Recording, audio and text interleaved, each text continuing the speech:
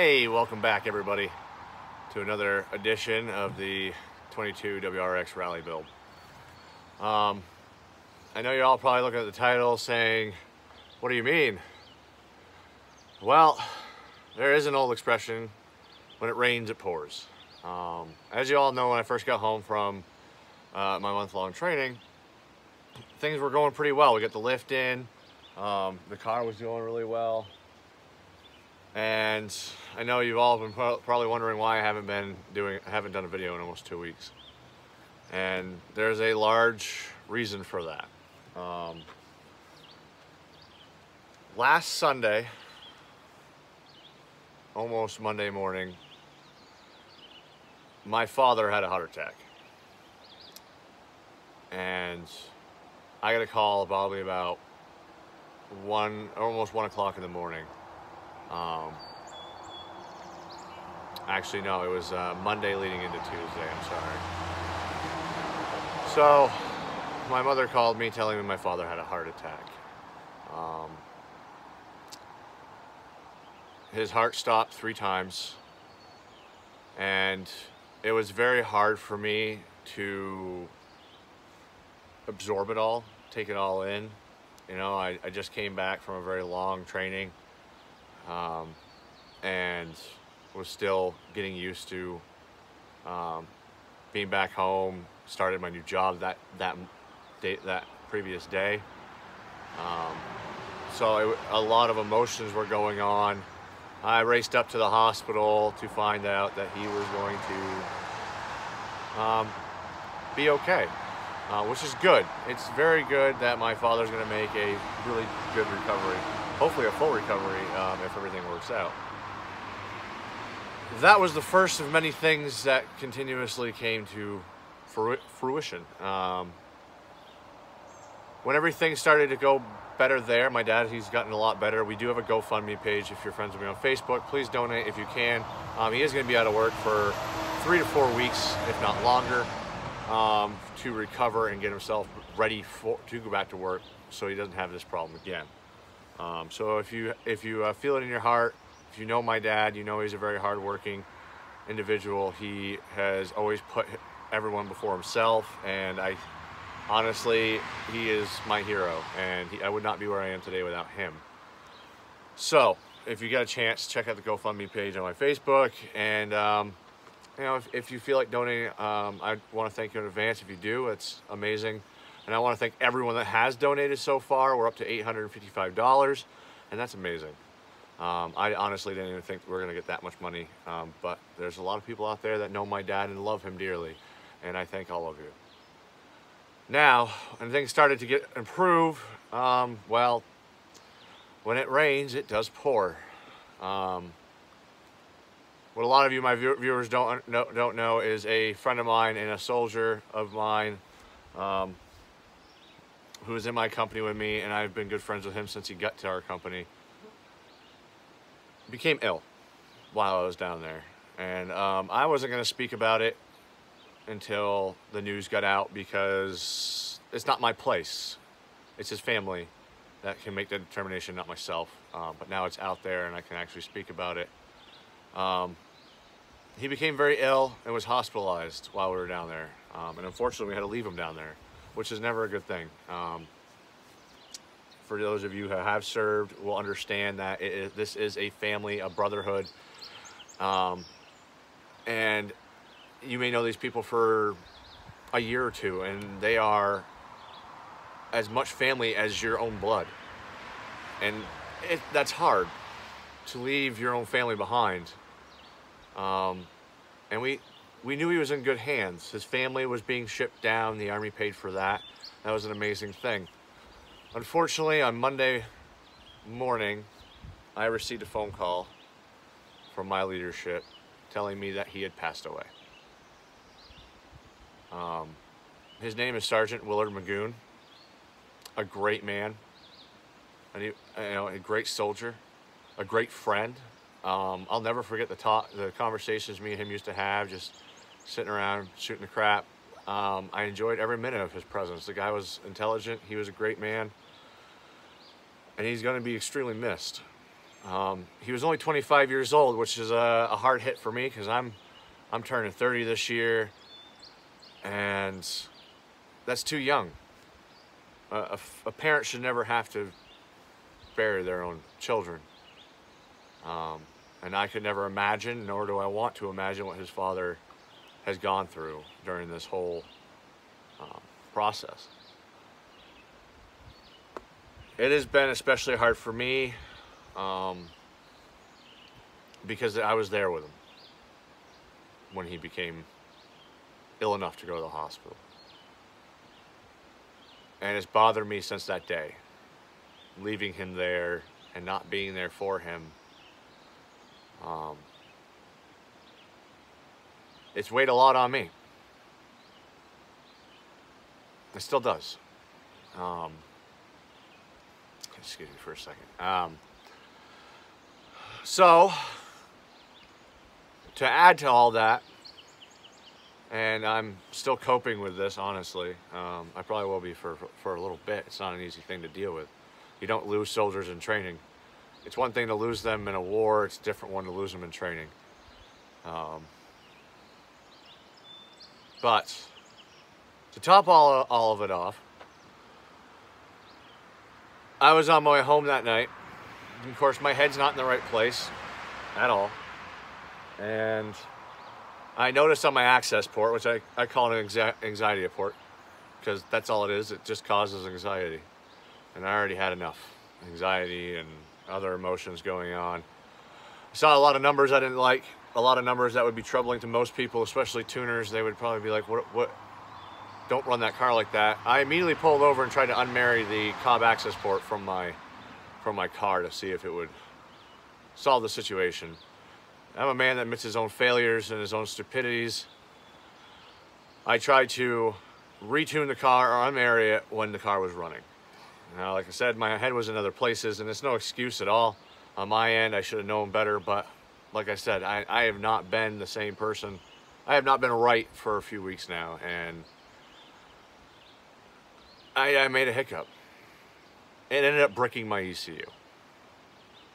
My ECU is on its way to Cobb right now to get fixed. Thankfully, they have this service in case of guys like me who make stupid decisions.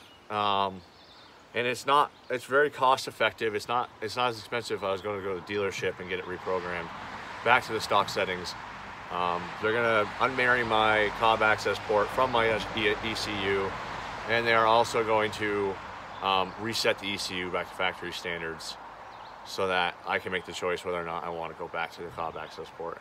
If I do, I think I'm going to go with a different tune than one of the Cobb OTSs, because it does cause anxiety. I sat around for 4 hours waiting for a tow truck because travelers, roadside assistance, couldn't get their heads out of their butts. They kept screwing around trying to find tow trucks instead of just being like, all right, let's just go with this guy or that guy. They call around. Of course, we all know with these cars, we need all-wheel drive. Being all-wheel drive, we need a flatbed or a tow truck with a dolly underneath the rear wheels. That one's more of a pain in the butt than just getting a flatbed. So, yeah, here we are. I'm hoping that's the 3 bad things, so things start progressively getting better. The ECU should be back here by no later than Thursday of next week. It's supposed to arrive at Cobb on Monday morning.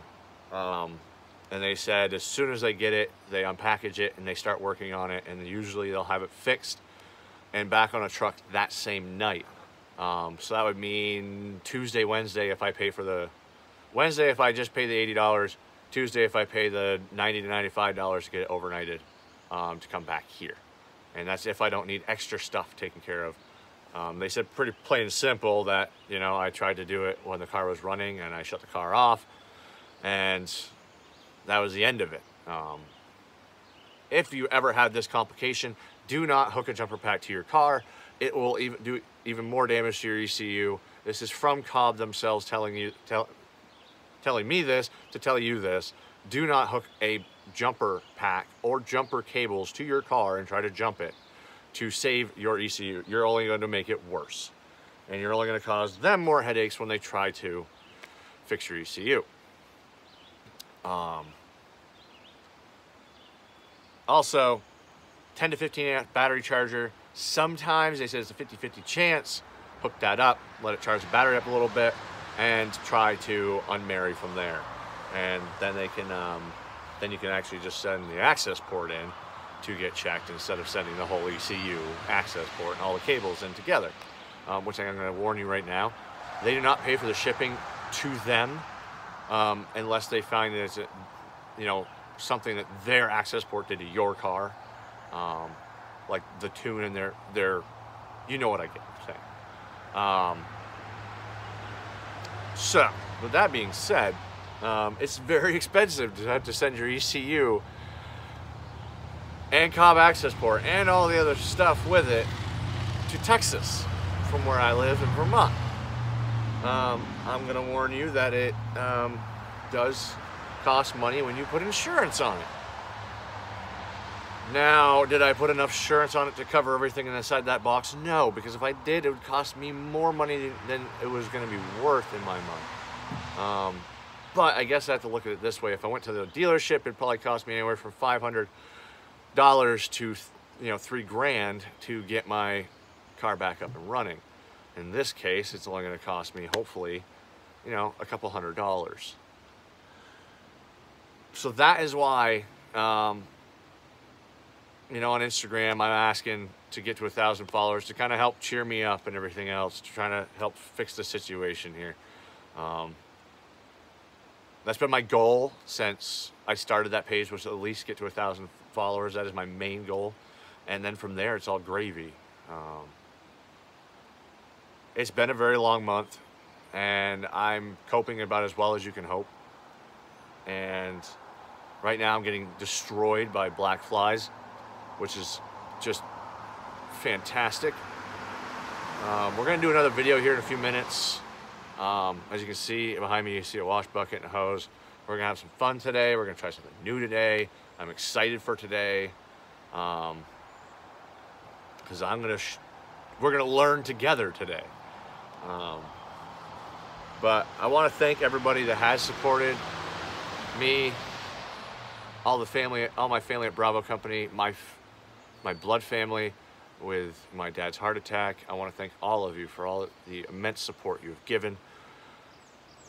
Thanks is not enough for all the support that everyone's given.